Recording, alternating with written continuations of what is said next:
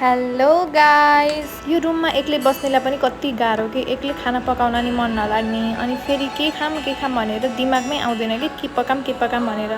त्यसपछि चाहिँ मलाई एउटा दामी आइडिया आयो।